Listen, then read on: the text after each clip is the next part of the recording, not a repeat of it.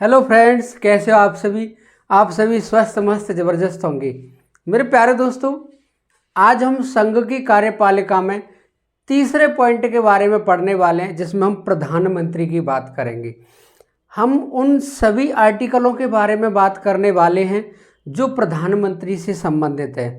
हालांकि प्रधानमंत्री जैसा शब्द अगर संविधान में देखा जाए तो 74, 75, 78, 88 और 352 में दे रखा है, लेकिन किस रूप में दे रखा है हमें विशेष करके उसके बारे में चर्चा करनी है। तो प्रधानमंत्री पर चर्चा करने से पहले हमें थोड़ा मंत्रिपरिषद के बारे में समझाना पड़ेगा, क्योंकि मंत्रिपरिषद है क्या चीज़। तो मेरे प्यारे दोस्तों, जो संघ की कार्यपालिका शक्ति है जिसमें हम जिसके बारे में पढ़ने वाले हैं वो है प्रधानमंत्री। ये जो प्रधानमंत्री है इसके बारे में आज चर्चा होगी, और इसमें चर्चा होने से पहले सबसे पहले हमें बात करनी पड़ेगी आर्टिकल 74 के बारे में। ये जो आर्टिकल 74 है इसमें बात करनी है मंत्रिपरिषद के बारे में। मंत्रिपरिषद यानी आर्टिकल 74 में किसके बारे में दे रखा है? मंत्रिपरिषद के बारे में। ये जो मंत्रिपरिषद होती है ये क्या होती है, कौन इसका अध्यक्ष होता है, इसकी सलाह पर कौन कार्य करता है।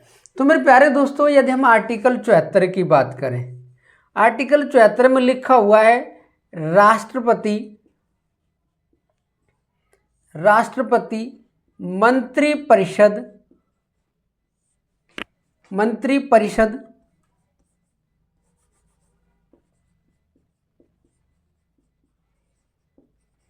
राष्ट्रपति मंत्रिपरिषद की सलाह पर, यानी राष्ट्रपति मंत्रिपरिषद की सलाह पर कार्य करेंगे। और यही दूसरा पॉइंट लिखा हुआ है, मंत्रिपरिषद का अध्यक्ष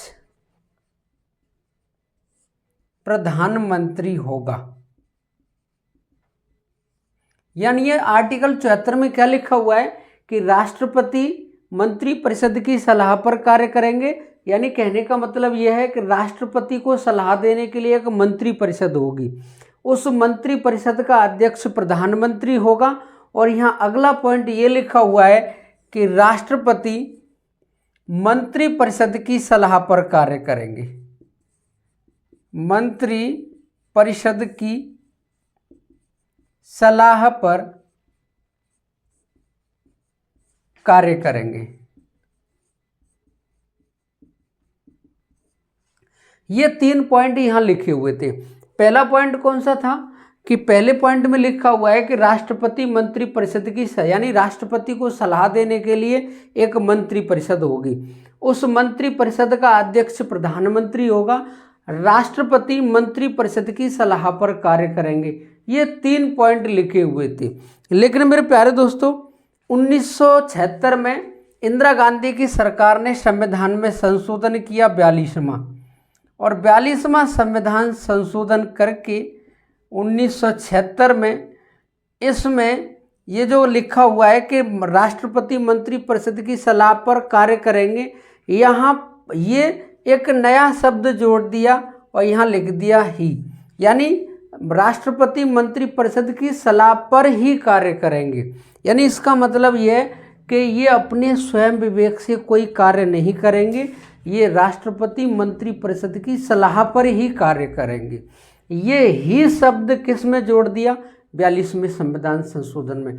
यानी मंत्रिपरिषद जिसके बारे में हम चर्चा करने वाले उसमें पहला ही पॉइंट लिखा हुआ है कि राष्ट्रपति को सलाह देने के लिए एक मंत्रिपरिषद होगी, उस मंत्रिपरिषद का अध्यक्ष प्रधानमंत्री होगा, राष्ट्रपति मंत्रिपरिषद की सलाह पर कार्य करेंगे।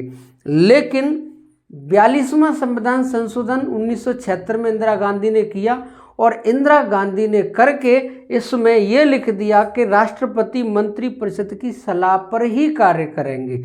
लेकिन मेरे प्यारे दोस्तों, जैसे ही सरकार चेंज होती है और सरकार चेंज होने के बाद में संविधान में एक संशोधन किया गया 44वां। जैसे ही संविधान में 44वां संशोधन हुआ, और इस समय भारत के प्रधानमंत्री मोरारजी देसाई थे, 1977 में जब इंदिरा गांधी की सरकार केंद्र से चली जाती है तो गठबंधन की सरकार बनती है और उसके प्रधानमंत्री बनते हैं मोरारजी देसाई। मोरारजी देसाई की सरकार ने संविधान में संशोधन किया 44वां 1978 में, और ये करके यहाँ से ये वाला शब्द हटा दिया। ये वाला शब्द जब हटाया तो आज भी वहाँ यही लिखा हुआ है कि राष्ट्रपति मंत्रिपरिषद की सलाह पर कार्य करेंगे, और एक नया शब्द यहाँ ये जोड़ दिया कि राष्ट्रपति मंत्रिपरिषद, ये जो मंत्रिपरिषद होती है इसकी सलाह को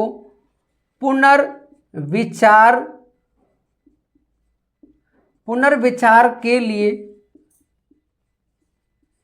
एक बार लौटा सकते हैं। यानी यहाँ एक नया शब्द हमें देखने को मिला इसी आर्टिकल 74 में कि राष्ट्रपति इस मंत्रिपरिषद की सलाह को एक बार पुनर्विचार के लिए लौटा सकते हैं। अब आज पूछोगे कि आज क्या है आर्टिकल 74 में, तो आज आर्टिकल 74 में लिखा हुआ है कि राष्ट्रपति को सलाह देने के लिए एक मंत्रिपरिषद होगी। इस मंत्रिपरिषद का अध्यक्ष प्रधानमंत्री होगा। राष्ट्रपति मंत्रिपरिषद की सलाह पर कार्य करेंगे। और चौथा पॉइंट यहाँ लिखा हुआ है कि राष्ट्रपति मंत्रिपरिषद की सलाह को एक बार पुनर्विचार के लिए लौटा सकते हैं। तो मेरे प्यारे दोस्तों, ये जो आर्टिकल 74 पढ़ा है जिसमें हमने मंत्रिपरिषद के बारे में समझा है, यहीं पे हमें ये देखना है कि यहाँ हमें पहली बार प्रधानमंत्री शब्द का उल्लेख मिला है। यानी हम 1 से लेकर के 395 आर्टिकल तक देखें तो ये बीच में ही पड़ेगा आर्टिकल 74। आर्टिकल 74 एक ऐसा आर्टिकल है जिसमें पहली बार प्रधानमंत्री शब्द का उल्लेख देखा गया। क्रम देखते चलेंगे क्योंकि 74 के बाद में 75 भी आर्टिकल है जिसमें प्रधानमंत्री का उल्लेख है, 78 आर्टिकल है जिसमें प्रधानमंत्री का उल्लेख है, 88 आर्टिकल है जिसमें प्रधानमंत्री का उल्लेख है, आर्टिकल 352 का 3 इसमें भी उल्लेख है प्रधानमंत्री का। लेकिन क्रम देखें तो क्रम के हिसाब से सबसे पहले प्रधानमंत्री शब्द किस आर्टिकल में देखा जा रहा है? 74 में। तो पेपर में क्वेश्चन ऐसे भी बन सकता है कि निम्नलिखित में से सबसे पहले किस अनुच्छेद में प्रधानमंत्री शब्द का उल्लेख मिला है? तो कौन सा आर्टिकल है? 74। मंत्रिपरिषद का उल्लेख किस आर्टिकल में? आर्टिकल 74 में। तो मेरे प्यारे दोस्तों, ये तो हमने मंत्रिपरिषद के बारे में बात की। अब हम बात करने वाले हैं आर्टिकल 75 के बारे में, जिसमें हम बात करेंगे प्रधानमंत्री की। ये जो प्रधानमंत्री है इसकी नियुक्ति कौन करता है? अब नियुक्ति की बात आ रही है तो कभी कभी क्वेश्चन ये भी बनता है कि प्रधानमंत्री का चुनाव होता है या प्रधानमंत्री मनोनीत होता है या प्रधानमंत्री की नियुक्ति होती है, क्योंकि यहाँ सभी के सभी क्वेश्चन बिल्कुल अलग है। हम बात करने वाले हैं आर्टिकल 75 के बारे में। आर्टिकल 75 में साफ साफ लिखा हुआ है राष्ट्रपति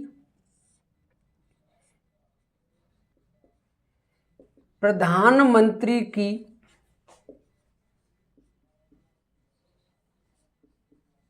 नियुक्ति करेंगे। यानी क्या लिखा हुआ है यहाँ पे कि राष्ट्रपति प्रधानमंत्री की नियुक्ति करेंगे। यहाँ बिल्कुल ये वाला जो शब्द दिखाई दे रहा है ये कॉन्स्टिट्यूशन में लिखा हुआ है, संविधान में लिखा हुआ है कि राष्ट्रपति प्रधानमंत्री की नियुक्ति करेंगे। न तो यहाँ प्रधानमंत्री का चुनाव हो रहा है, न प्रधानमंत्री का यहाँ निर्वाचन हो रहा है, और ना ही प्रधानमंत्री यहाँ पे मनोनीत हो रहे हैं। इनमें से कोई ऐसा शब्द नहीं है जो यहाँ लिखा हुआ है। तो मेरे प्यारे दोस्तों, अब आप सोचोगे क्या प्रधानमंत्री का चुनाव नहीं होता है? प्रधानमंत्री का चुनाव नहीं होता है, चुनाव होता है संसद के सदस्यों का। जिन संसद के सदस्यों की हम बात कर रहे हैं वहाँ हम सांसद कह सकते हैं। और विशेष करके अगर कोई व्यक्ति प्रधानमंत्री बनेगा तो वहाँ लोकसभा में जिसका बहुमत होगा वो व्यक्ति प्रधानमंत्री बनता है। कभी कभी सीधा क्वेश्चन आता है कि प्रधानमंत्री लोकसभा का नेता होता है, मेरे प्यारे दोस्तों, बिल्कुल क्लियर कर दें कि प्रधानमंत्री लोकसभा का नेता हो ये जरूरी नहीं है, क्योंकि संसद का सदस्य होना बहुत जरूरी है। और संसद के दो हाउस हैं, लोकसभा और राज्यसभा। यदि वो लोकसभा का सदस्य है तो लोकसभा का नेता होगा, यदि वो राज्यसभा का सदस्य है तो राज्यसभा का नेता होगा। हाँ, ये बिल्कुल क्लियर है कि लोकसभा में बहुमत दल का नेता ही प्रधानमंत्री बनता है। मेरे प्यारे दोस्तों, ये जो आर्टिकल 75 है, इसमें क्या लिखा हुआ है कि राष्ट्रपति प्रधानमंत्री की नियुक्ति करेंगे। नियुक्ति के साथ साथ राष्ट्रपति प्रधानमंत्री को शपथ दिलाएंगे। और शपथ दिलाएंगे तो यहीं पर लिखा हुआ है कि लोकसभा में बहुमत दल का नेता प्रधानमंत्री होगा। यानी यहां क्या लिखा हुआ है आर्टिकल 75 में कि लोकसभा में बहुमत दल का नेता प्रधानमंत्री होगा। यानी लोकसभा में जिसके पास बहुमत होगा उस दल का नेता प्रधानमंत्री होगा। यहां राष्ट्रपति क्या करते हैं, कोई भी पार्टी हो, चाहे आपकी बीजेपी हो, चाहे आपकी आम आदमी पार्टी हो, चाहे आपकी बीएसपी हो, चाहे आपकी कांग्रेस हो, इनमें से कोई सी भी पार्टी हो, इन पार्टियों के अध्यक्ष को राष्ट्रपति बुलाता है। यदि बीजेपी की बात करें तो राष्ट्रपति जेपी नड्डा को बुलाएंगे। इनके पास बहुमत है, जेपी नड्डा को बुलाएंगे, आइए आप अपनी सरकार बनाइए। तो मेरे प्यारे दोस्तों, यदि बात आती है बीजेपी की तो यहाँ उनके अध्यक्ष को बुलाया जाएगा, जेपी नड्डा को। यहाँ यदि आम आदमी पार्टी की बात आती है तो केजरीवाल को बुलाया जाएगा। यहाँ पर यदि बात बीएसपी की आती है तो मायावती को बुलाया जाएगा। और यही यदि कांग्रेस की बात आती है तो मल्लिकार्जुन खड़गे को बुलाया जाएगा।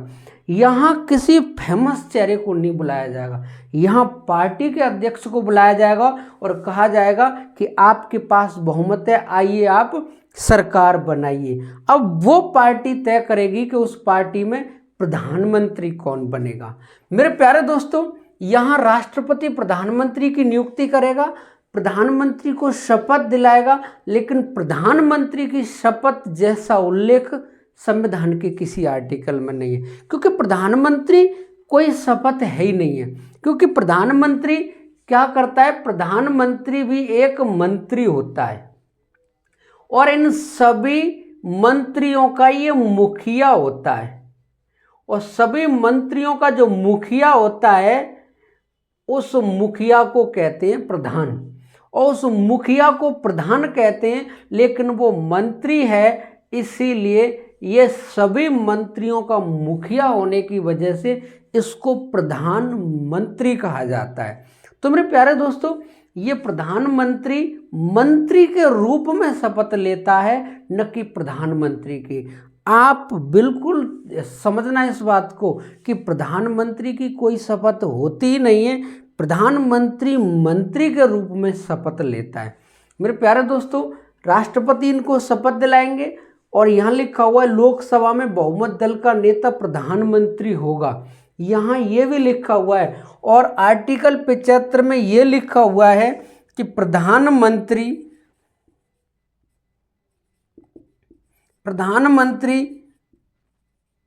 अन्य मंत्रियों के नाम देंगे। यानी प्रधानमंत्री अन्य मंत्रियों के नाम देंगे, उन मंत्रियों को भी शपथ राष्ट्रपति दिलाएंगे और राष्ट्रपति उन्हें नियुक्त करेंगे। यानी कहने का मतलब यह है कि आर्टिकल 75 के अनुसार राष्ट्रपति प्रधानमंत्री की नियुक्ति करेंगे, राष्ट्रपति प्रधानमंत्री को शपथ दिलाएंगे, लोकसभा में बहुमत दल का नेता प्रधानमंत्री होगा। और यही लिखा हुआ है प्रधानमंत्री जिन व्यक्तियों के नाम राष्ट्रपति को देगा उन व्यक्तियों को राष्ट्रपति शपथ दिलाएंगे, उनकी नियुक्ति करेंगे। यानी मंत्रियों की नियुक्ति करेंगे, उन्हें शपथ भी दिलाएंगे। अब आपके माइंड में यदि क्वेश्चन इस तरीके का आ रहा हो कि यदि किसी नाम को लेकर अगर राष्ट्रपति को आपत्ति है तो क्या राष्ट्रपति उस व्यक्ति को हटा सकता है, मेरे प्यारे दोस्तों, प्रधानमंत्री जिन व्यक्तियों का नाम राष्ट्रपति को देगा एक लिस्ट बना करके कि आप इन इन व्यक्तियों को शपथ दिला दीजिए, राष्ट्रपति उसमें कोई भी आपत्ति दर्ज नहीं कर सकता है कि ये व्यक्ति ऐसा है या व्यक्ति वैसा है। प्रधानमंत्री जिन व्यक्तियों के नाम देगा राष्ट्रपति उन्हें शपथ दिला देता है। तो आर्टिकल 75 के अनुसार ही राष्ट्रपति प्रधानमंत्री की नियुक्ति करता है और प्रधानमंत्री की सलाह पर अन्य मंत्रियों की नियुक्ति भी राष्ट्रपति करता है।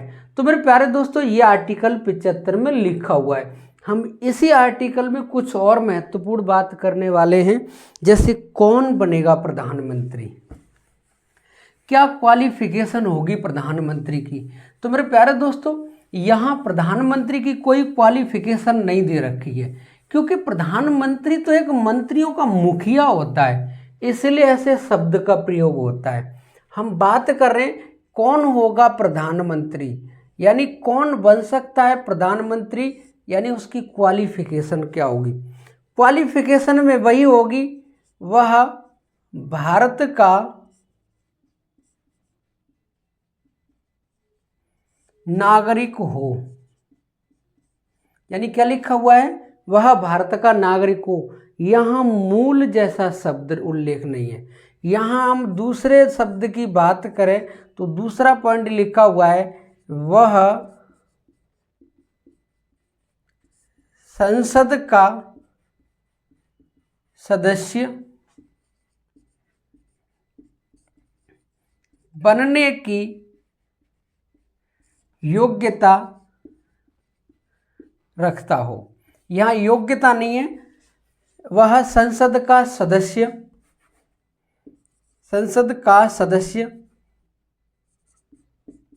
हो, यानी यहाँ क्या है, वह संसद का सदस्य हो। संसद के सदस्य की यदि हम बात करें, संसद के दो सदन हैं, एक तो है लोकसभा और एक है राज्यसभा। यदि लोकसभा का सदस्य बनना है तो उसकी न्यूनतम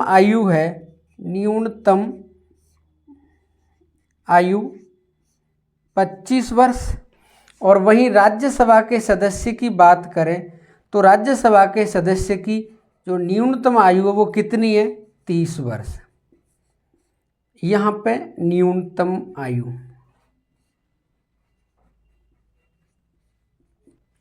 यानी यहाँ लिखा हुआ है कि वही व्यक्ति प्रधानमंत्री बन सकता है, वही व्यक्ति मंत्री बन सकता है केंद्र में जो संसद का सदस्य हो। अब संसद के सदस्य का मतलब है कि संसद के दो हाउस है, एक तो लोकसभा और एक राज्यसभा। यदि वो लोकसभा का सदस्य है तो न्यूनतम आयु कितनी होनी चाहिए, 25 वर्ष। यदि वो राज्यसभा का सदस्य है तो न्यूनतम आयु कितनी होनी चाहिए, 30 वर्ष। यहीं से हमने ये आंकड़ा लगाया है कि कम से कम 25 वर्ष तो होनी चाहिए प्रधानमंत्री बनने के लिए, क्योंकि अधिक तो 30 है ही है, लेकिन कम से कम कितनी, 25 वर्ष। अमूमन हम ये कह देते हैं, या पेपर सेटर पेपर में क्वेश्चन जब भी रखता है तो वो प्रधानमंत्री की न्यूनतम आयु पूछता है, तो प्रधानमंत्री की न्यूनतम आयु हम कितनी लगा लेते हैं वहाँ, 25 वर्ष, क्योंकि 25 से कम कोई है ही नहीं है। लेकिन बात ये आती है कि प्रधानमंत्री लोकसभा में बहुमत दल का नेता होता है, बिल्कुल सही है। अगला पॉइंट ये है, प्रधानमंत्री की नियुक्ति राष्ट्रपति करता है, बिल्कुल सही है। प्रधानमंत्री को राष्ट्रपति शपथ दिलाते हैं, ये भी सही है। प्रधानमंत्री के द्वारा दिए गए नामों को नियुक्त शपथ अन्य मंत्रियों की नियुक्ति राष्ट्रपति करते। लेकिन बात ये है, क्या प्रधानमंत्री लोकसभा का नेता होता है क्या, लोकसभा का नेता, यानी प्रधानमंत्री लोकसभा का, क्योंकि कुछ गाइड हैं, कुछ किताबें में ये लिखा हुआ है कि प्रधानमंत्री लोकसभा का नेता होता है। मेरे प्यारे दोस्तों, यहाँ हम बिल्कुल क्लियर कर दें कि वो लोकसभा का नेता नहीं होता है। अगर वो व्यक्ति लोकसभा का सदस्य है, लोकसभा का सदस्य चुनाव जीत कर आया है और वो इस रास्ते से यदि प्रधानमंत्री बना है तो वो लोकसभा का नेता होगा। यदि वो व्यक्ति राज्यसभा के रास्ते से सदस्य बना है और सदस्य बनने के बाद में फिर उसको प्रधानमंत्री बनाया गया है तो ऐसी स्थिति में वो प्रधानमंत्री फिर लोकसभा का नेता नहीं होगा, फिर किसका नेता होगा? राज्यसभा का। मेरे प्यारे दोस्तों, 1950 से लेकर 2025 तक आज तक भारत में 3 प्रधानमंत्री ऐसे हुए हैं जो राज्यसभा के सांसद थे और प्रधानमंत्री बने। तो उन 3 व्यक्तियों को हम लोकसभा का नेता नहीं कहेंगे, उनको हम राज्यसभा का नेता कहेंगे। और वो 3 व्यक्ति कौन हैं? अगर हम नंबर 1 पर बात करें तो वो है इंदिरा गांधी। इंदिरा गांधी सबसे पहले राज्यसभा की सांसद थी, ये प्रधानमंत्री बनी। तो इंदिरा गांधी राज्यसभा की सांसद थी, इसीलिए प्रधानमंत्री के समय हम इंदिरा को राज्यसभा का नेता कह सकते हैं। दूसरा जो पॉइंट है वो है HD देवगौड़ा। HD देवगौड़ा, और HD देवगौड़ा का पूरा नाम है हरदनहल्ली डोंडेगौड़ा देवगौड़ा। ये प्रधानमंत्री तब थे, ये भी राज्यसभा के सांसद थे। और यदि हम तीसरे व्यक्ति की बात करें तो वो है मनमोहन सिंह। मनमोहन सिंह, ये जो मनमोहन सिंह है ये भी राज्यसभा के सांसद थे। हाल ही में इनका निधन हुआ है। अगर इनसे क्वेश्चन बनेगा तो ऐसे बन सकता है कि मनमोहन सिंह जब प्रधानमंत्री थे तो वो किस राज्य से राज्यसभा के सांसद थे? तो आंसर क्या होगा? असम। ये 3 व्यक्ति ऐसे हैं जो प्रधानमंत्री भी रहे हैं, लेकिन ये किस रास्ते से? राज्यसभा के सांसद। तो राज्यसभा के सांसद होंगे उस समय जब ये प्रधानमंत्री होंगे, उस समय ये राज्यसभा के नेता होंगे। तो मेरे प्यारे दोस्तों, लोकसभा प्रधानमंत्री लोकसभा का नेता नहीं होता है अगर वो लोकसभा का सदस्य है। जैसे मोदी जी हैं, वाराणसी से लोकसभा सीट से सांसद हैं वो, तो प्रधानमंत्री लोकसभा के नेता हैं। अगर ये किसी लोकसभा के नेता नहीं, लोकसभा सदस्य नहीं होते, तो अगर ये किसी राज्यसभा के सदस्य होते तो फिर ये राज्यसभा के नेता होते। तो ये 3 व्यक्ति ऐसे हैं जो प्रधानमंत्री रहे हैं लेकिन राज्यसभा के सांसद थे उस समय। तो मेरे प्यारे दोस्तों, अगर आपसे कभी भी पूछ ले कि प्रधानमंत्री बनने के लिए न्यूनतम आयु कितनी होनी चाहिए? 25 वर्ष। अगर क्वालिफिकेशन पूछे तो प्रधानमंत्री वही बन सकता है जो संसद का सदस्य हो। अब आपके माइंड में क्वेश्चन आ रहा होगा कि यदि वो संसद का सदस्य नहीं है तो क्या वो प्रधानमंत्री बन सकता है? बन सकता, लेकिन हकीकत ये कि अगर वो किसी संसद का सदस्य नहीं है, यानी संसद के किसी भी हाउस का सदस्य नहीं है, तो भी वो प्रधानमंत्री बन सकता है। अब आप कहोगे ऐसे कैसे प्रधानमंत्री बन जाएगा? न तो वो राज्यसभा का सांसद है, न वो लोकसभा का सांसद है, फिर कैसे बन जाएगा सदस्य? तो हकीकत बात ये है कि हमारे कॉन्स्टिट्यूशन में ये लिखा हुआ है, यदि कोई व्यक्ति किसी भी सदन का सदस्य नहीं है और यदि उसे कोई मंत्री पद दिया जाए तो ये कहा गया है कि 6 माह के अंदर उसको संसद का सदस्य बनना होगा। यानी संसद का सदस्य बनना होगा, नहीं तो 6 माह तक ही वो मंत्री रह सकता है, 6 माह तक ही वो प्रधानमंत्री रह सकता है, अन्यथा वो आगे प्रधानमंत्री नहीं बन पाएगा।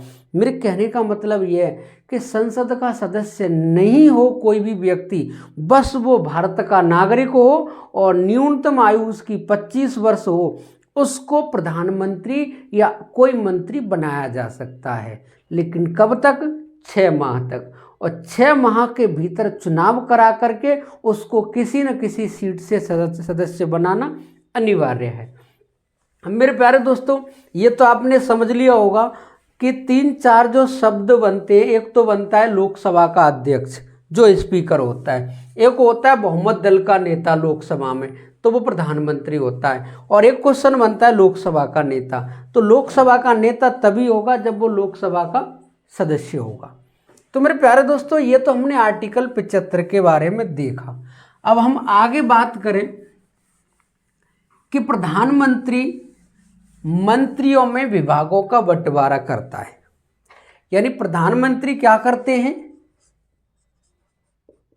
प्रधानमंत्री जो अन्य मंत्री होते हैं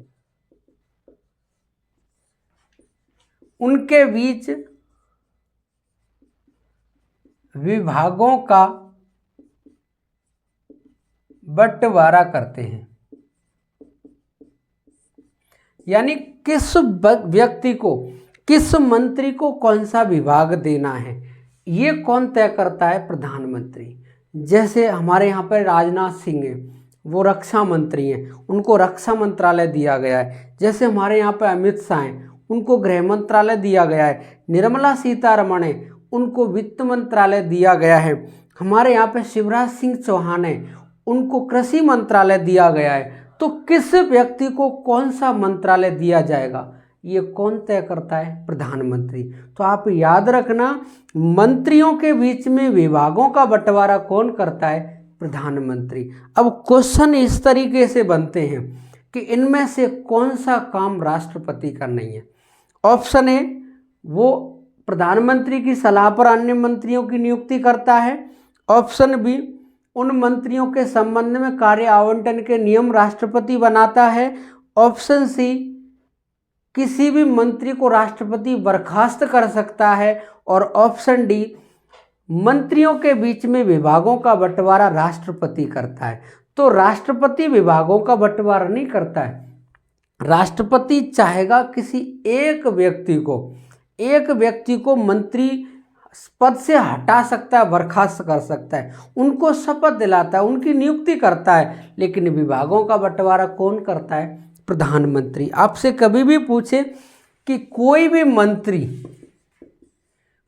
मंत्री यदि बात करे सामूहिक रूप से किसके प्रति उत्तरदायी है और व्यक्तिगत रूप से किसके प्रति उत्तरदायी है, ये दोनों ही क्वेश्चन आते हैं। यानी कोई भी मंत्री या मंत्रिपरिषद या पूरा मंत्रिमंडल सामूहिक रूप से किसके प्रति उत्तरदायी है और व्यक्तिगत रूप से। तो यदि व्यक्तिगत रूप से पूछे तो आंसर होगा राष्ट्रपति। यानी किसी भी एक व्यक्ति को राष्ट्रपति बर्खास्त कर सकते हैं। अगर बात आती है सामूहिक रूप से तो ये किसके प्रति उत्तरदायी है? प्रधानमंत्री। यानी प्रधानमंत्री के प्रति सामूहिक रूप से कैसे? ये कहने का मतलब ये है कि यदि प्रधानमंत्री ने अपना इस्तीफा यदि राष्ट्रपति को दे दिया तो प्रधानमंत्री के इस इस्तीफे को यही मान लिया जाता है कि जो सभी मंत्री उन्होंने इस्तीफा दे दिया।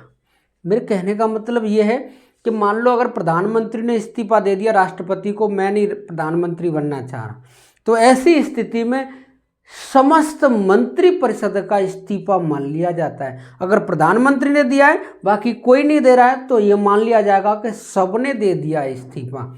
तो सामूहिक रूप से मंत्रिपरिषद प्रधानमंत्री के प्रति उत्तरदायी और व्यक्तिगत रूप से किसके प्रति?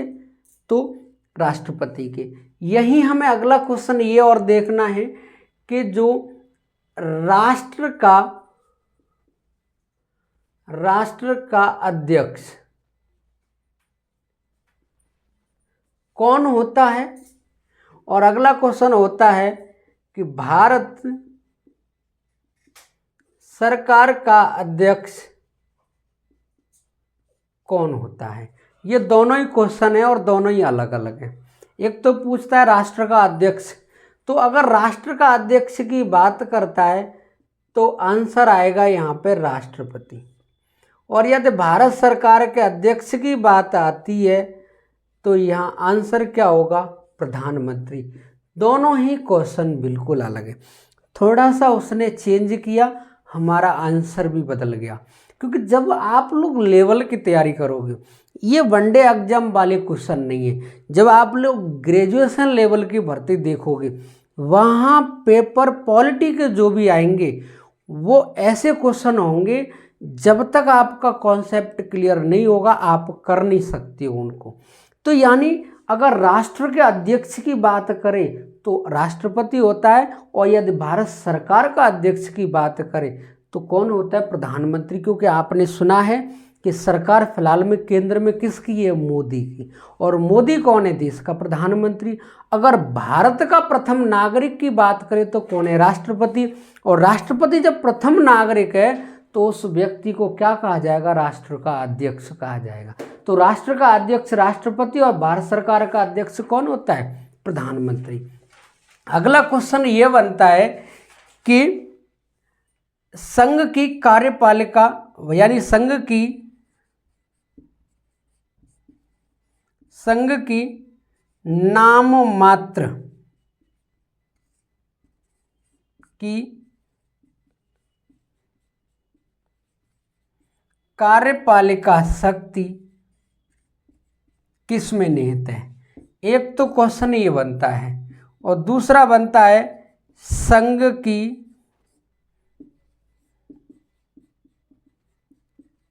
वास्तविक कार्यपालिका शक्ति किस में निहित है। दोनों ही क्वेश्चन है, यानी एक तो संघ की कार्यपालिका शक्ति किस, नाम मात्र की कार्यपालिका शक्ति किस में निहित है, और एक क्वेश्चन बनता है कि संघ की वास्तविक कार्यपालिका। एक तो नाम मात्र, अंतर केवल नाम मात्र का और वास्तविक का है। तो संघ की नाम मात्र की कार्यपालिका शक्ति का जो अध्यक्ष है या किस में निहित है, तो वो है राष्ट्रपति। यानी राष्ट्रपति संघ की नाम मात्र कार्यपालिका का अध्यक्ष होता है। और वास्तविक किस में निहित है, तो आंसर है प्रधानमंत्री। यानी हम उन क्वेश्चनों को भी क्लियर करते चल रहे हैं जो आजकल पेपर में बनते हैं। एक तो ये क्वेश्चन है, एक ये वाला है और एक ये वाला है कि मंत्री या मंत्री परिषद सामूहिक रूप से किसके प्रति उत्तरदायी है, प्रधानमंत्री के, और व्यक्तिगत किसके प्रति है, राष्ट्रपति के। राष्ट्रपति किसी एक मंत्री को बर्खास्त कर सकते हैं। और यहाँ ये कहा गया है यदि प्रधानमंत्री ने इस्तीफा दे दिया है तो समस्त मंत्री परिषद का इस्तीफा मान लिया जाता है। ऐसे ऐसे क्वेश्चन भी पेपर में बनते हैं। अब हम बात करें प्रधानमंत्री से थोड़ा आगे बढ़ें, और प्रधानमंत्री के बारे में ही आज हमें लगभग 40-45 मिनट बात करनी है। अगर हम बात करें आगे का जो आर्टिकल है प्रधानमंत्री से संबंधित, वो है 78। कौन सा अनुच्छेद है, 78। ये 78 आर्टिकल में प्रधानमंत्री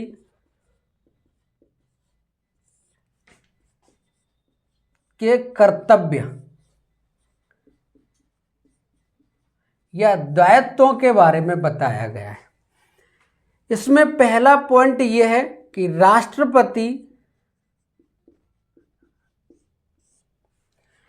राष्ट्रपति प्रधानमंत्री से देश के प्रशासन के बारे में जानकारी कर सकते हैं,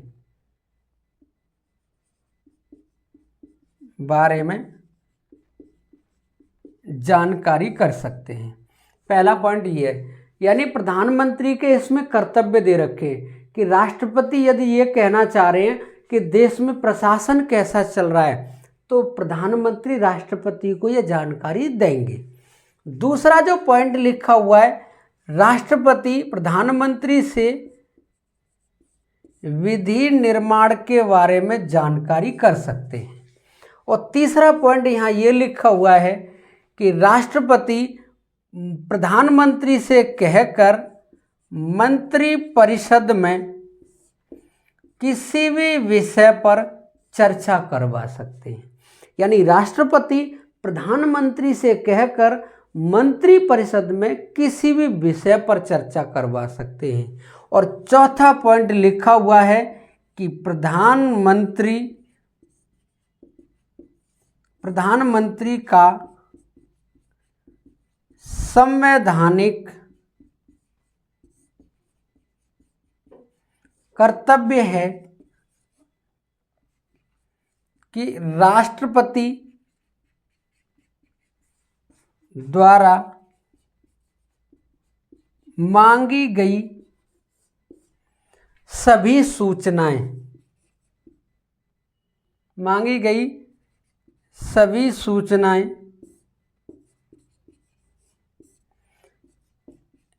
राष्ट्रपति को उपलब्ध कराए। यानी क्या लिखा हुआ है कि आर्टिकल जो 78 है इसमें प्रधानमंत्री के कर्तव्य दायित्व हैं। कर्तव्य मतलब यह है कि प्रधानमंत्री से राष्ट्रपति पूछ सकते हैं देश में प्रशासन कैसा चल रहा है, उसके बारे में प्रधानमंत्री राष्ट्रपति को बताएंगे। दूसरा पॉइंट लिखा हो, राष्ट्रपति प्रधानमंत्री से भारत में विधि निर्माण के बारे में जानकारी कर सकते हैं। और तीसरा पॉइंट लिखा हुआ है, राष्ट्रपति प्रधानमंत्री से बोलकर अपनी मंत्रिपरिषद में वो किसी भी विषय पर चर्चा करवा सकते हैं।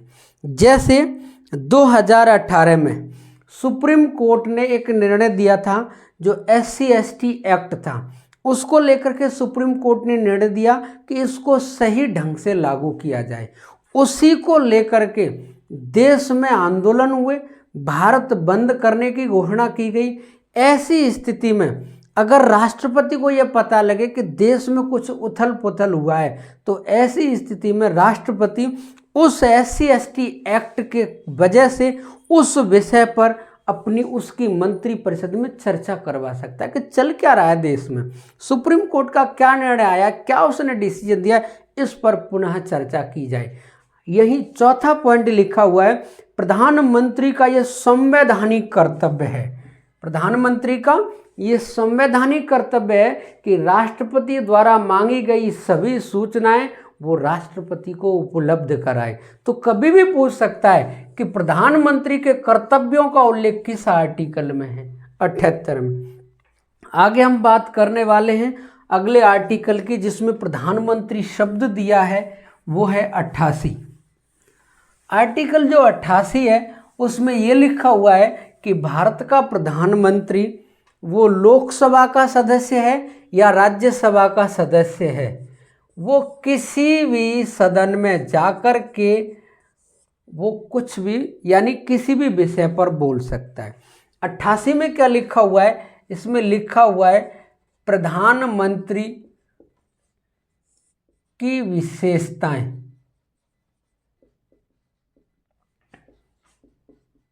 यानी यह क्या लिखा हुआ है, प्रधानमंत्री की विशेषताएं।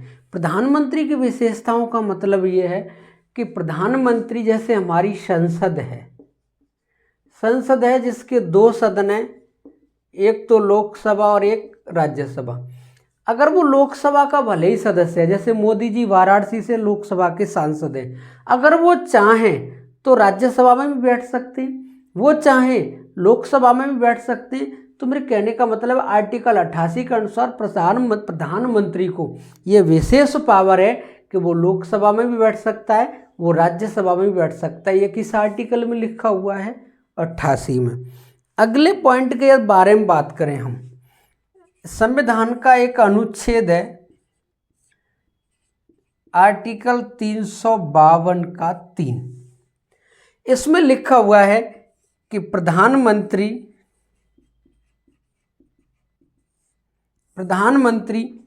प्लस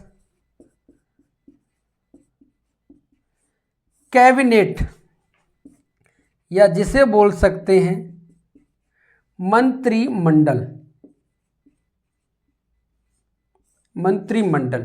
यानी प्रधानमंत्री सहित कैबिनेट स्तर के सभी मंत्रियों का उल्लेख कहाँ दे रखा है, आर्टिकल 352 के 3 में। यानी ये क्या लिखा हुआ है, आर्टिकल 352 में मैंने क्लास पहले बना रखी है, आपने देख भी ली होगी, जिसमें राष्ट्रीय आपातकाल के बारे में कहा गया है। राष्ट्रीय आपातकाल आर्टिकल 352, यानी आर्टिकल 352 के अनुसार देश में क्या लगाया जाता है, राष्ट्रीय आपातकाल। ये जो राष्ट्रीय आपातकाल लगाया जाएगा, राष्ट्रीय आपातकाल हमारे यहाँ पे 3 प्रकार से लगाया जाता था। पहला पॉइंट ये था कि भारत पर कोई हमला कर दे, तब राष्ट्रपति आर्टिकल 352 के अनुसार राष्ट्रीय आपातकाल लगाएगा। दूसरा पॉइंट ये था कि भारत किसी युद्ध में शामिल हो जाए, तो भी राष्ट्रीय आपातकाल लगाया जा सकता है। और तीसरा पॉइंट ये था, भारत में आंतरिक अशांति के आधार पर आपातकाल लगाया जा सकता है। ये मूल संविधान में प्रावधान था।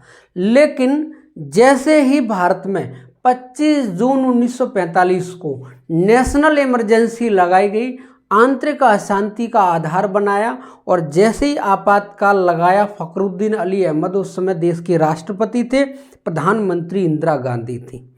जैसे देश में राष्ट्रपति आपातकाल लगाया आंतरिक अशांति के आधार पर, कुछ समय बाद देश में चुनाव हुआ 1977 में, इंदिरा गांधी की सरकार गिर गई और भारत में प्रधानमंत्री बने मोरारजी देसाई। मोरारजी देसाई जैसे ही 77 में प्रधानमंत्री बने, उन्होंने संविधान में संशोधन कर दिया, बोला आंतरिक अशांति के आधार पर भारत में आपातकाल नहीं लगाया जा सकता है। जब तक भारत की जनता अपने हाथों में हथियार लेकर जब तक सरकार के खिलाफ न खड़ी हो जाए, जब तक हम आपातकाल नहीं लगा सकते। केवल नाम मात्र हमें ये होता है तो हम आपातकाल लगा देते, जब तक जनता हाथों में हथियार लेकर के सरकार के खिलाफ न खड़ी हो जाए, तब तक हम देश में आपातकाल नहीं लगा सकते। तो आंतरिक अशांति शब्द को हटाकर 1978 में 44वां संविधान संशोधन किया और एक शब्द जोड़ दिया, सशस्त्र विद्रोह। तो आज वहाँ जो लिखा हुआ है, एक तो लिखा हुआ है कि भारत पर कोई हमला कर दे या भारत युद्ध में शामिल हो जाए, या वहाँ लिखा हुआ है कि भारत में सशस्त्र विद्रोह के आधार पर आपातकाल लगाया जा सकता है। और उसी समय ये कहा गया कि केवल मौखिक रूप से मंत्रिपरिषद के कहने से आपातकाल नहीं लगेगा, जब तक मंत्रिमंडल ना लिखित में दे दे तब तक देश में आपातकाल नहीं लग सकता है। तो जिस हम मंत्रिमंडल की बात कर रहे हैं, इस मंत्रिमंडल शब्द का उल्लेख मूल संविधान में नहीं था। ये मंत्रिमंडल शब्द पहली बार 44वां संविधान संशोधन किया गया 1978 में, और इसी संविधान संशोधन के द्वारा हमें एक नया शब्द देखने को मिला, मंत्रिमंडल, जिसे इंग्लिश में कैबिनेट कहते हैं। अब क्वेश्चन ये आता है कि मंत्रिमंडल में कौन कौन शामिल होते हैं। तो मंत्रिमंडल में प्रधानमंत्री सहित कैबिनेट स्तर के सभी मंत्री मंत्रिमंडल में शामिल होते हैं। तो ये जो प्रधानमंत्री जो शब्द हम देख रहे हैं, ये किस आर्टिकल में है? आर्टिकल 352 के 3 में। तो हमने जो प्रधानमंत्री शब्द देखा, आर्टिकल 74 में देखा, आर्टिकल 75 में देखा, आर्टिकल 78 में देखा, 78 के साथ साथ 88 में देखा, और अनुच्छेद 352 के 3 में। तो प्रधानमंत्री जो शब्द दे रखे हैं वो यहाँ दे रखे हैं इन आर्टिकलों में। तो प्रधानमंत्री हम शब्द की बात कर रहे हैं, वो यहाँ दे रखे हैं। आगे हम प्रधानमंत्री से संबंधित यदि हम बात करें कुछ और महत्वपूर्ण उसके बारे में, तो आप इसका स्क्रीनशॉट ले लो। स्क्रीनशॉट ले लिया होगा। अब हम बात करें प्रधानमंत्री से संबंधित कुछ और महत्वपूर्ण तथ्य, जिसमें हम कैबिनेट यानी मंत्रिपरिषद की बात करेंगे, और जो केंद्रीय मंत्रिपरिषद है उसमें कौन कौन शामिल होते हैं। यानी हम बात करने वाले हैं केंद्रीय मंत्रिपरिषद के बारे में। यानी ये जो केंद्रीय मंत्रिपरिषद होती है, इसमें 3 प्रकार के मंत्री होते हैं। ये जो केंद्रीय मंत्रिपरिषद होती है, इसमें 3 प्रकार के मंत्री होते हैं। एक कैबिनेट मंत्री, दूसरे राज्य मंत्री, और तीसरे होते हैं उप मंत्री। यानी कभी आपसे पूछ ले कि केंद्रीय मंत्रिपरिषद जो होती है उसमें कितने प्रकार के मंत्री होते हैं। मंत्री 3 प्रकार के होते हैं, एक तो कैबिनेट मंत्री, राज्य मंत्री और उप मंत्री। ये क्वेश्चन बनता है। यदि हम राज्य मंत्री की बात करें तो इनको 2 भागों में बांटा गया है। एक वो जो कैबिनेट के सहायक मंत्री और एक वो राज्य मंत्री। और राज्य मंत्री में कौन? स्वतंत्र प्रभार। यानी कभी भी आपसे पूछे कि केंद्रीय मंत्री परिषद में कितने प्रकार के मंत्री होते हैं? मंत्री होते हैं 3 प्रकार के। एक कैबिनेट मंत्री, नंबर 2 पे राज्य मंत्री और नंबर 3 पे उप मंत्री। राज्य मंत्री 2 भागों में, एक वो जो कैबिनेट के सहायक होते हैं, यानी इनके सहायक होते हैं, और एक वो राज्य मंत्री जिन पर स्वतंत्र प्रभार है।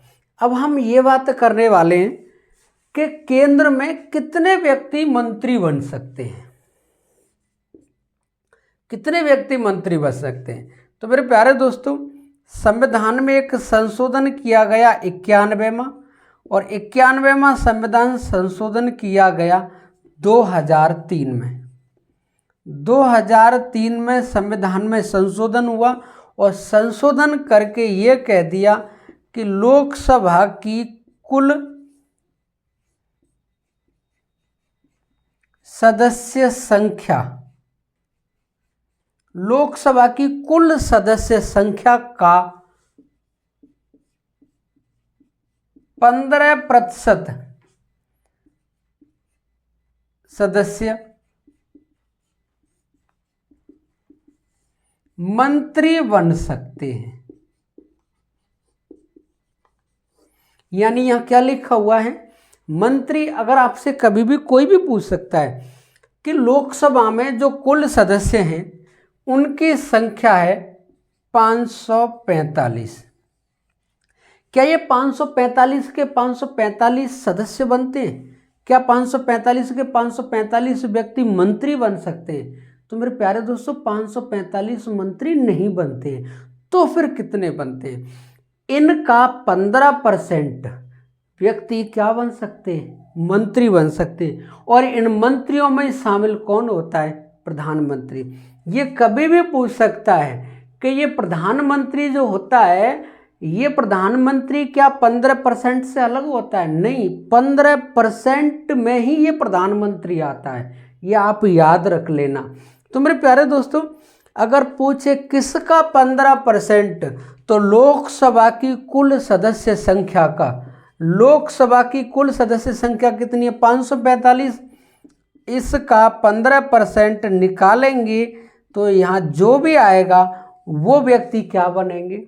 मंत्री बनेंगे। तो केंद्र में मंत्री केवल लोकसभा की कुल सदस्य संख्या का कितना बनते हैं? 15%। तो एक तो यही क्वेश्चन बनता है। अब हमने प्रधानमंत्री के बारे में काफ़ी चर्चा की, प्रधानमंत्री कौन बन सकता है ये भी पता लगाया। और मेरे प्यारे दोस्तों, वर्तमान में नरेंद्र मोदी भारत के प्रधानमंत्री हैं, ये भी जानकारी जरूरी है। और अगली बात ये है कि हम आगे एक वीडियो बनाएंगे जिसमें पंडित जवाहरलाल नेहरू से लेकर मोदी जी तक के समय की जो भी घटनाएं हैं उनके बारे में जानकारी देंगे, क्योंकि किस प्रधानमंत्री के समय पे कौन सी महत्वपूर्ण घटना घटी, वो हम एक प्रधानमंत्रियों के ऊपर ही क्लास बनाएंगे जिसमें पंडित जवाहरलाल नेहरू से लेकर के मोदी जी तक के बारे में हम सभी प्रधानमंत्रियों के कार्यकाल की बात करेंगे। मेरे प्यारे दोस्तों, यहाँ चलते चलते एक टॉपिक पर और बात करने वाले हैं जिसमें हमने प्रधानमंत्री तो देखे हैं, लेकिन हमने कभी कभी भारत में उप प्रधानमंत्री जैसे शब्द भी देखे हैं। पहले तो ये क्लियर कर दें कि उप प्रधानमंत्री जैसे शब्द का उल्लेख संविधान के किसी भी आर्टिकल में नहीं है। ये केवल आमतौर पर प्रधानमंत्री की सहायता के लिए या प्रधानमंत्री की अनुपस्थिति में उनका काम करने के लिए एक उप प्रधानमंत्री बनाया गया। लेकिन ये जो आप उप प्रधानमंत्री बनाया गया, इसमें सबसे पहले यानी प्रथम उप प्रधानमंत्री जो देखे गए हैं वो हैं सरदार वल्लभ भाई पटेल। ये सरदार वल्लभ भाई पटेल 1947 से लेकर के 1950 तक ये भारत में उप प्रधानमंत्री रहे हैं। उप प्रधानमंत्री के साथ साथ इन पर गृह मंत्रालय भी रहा है।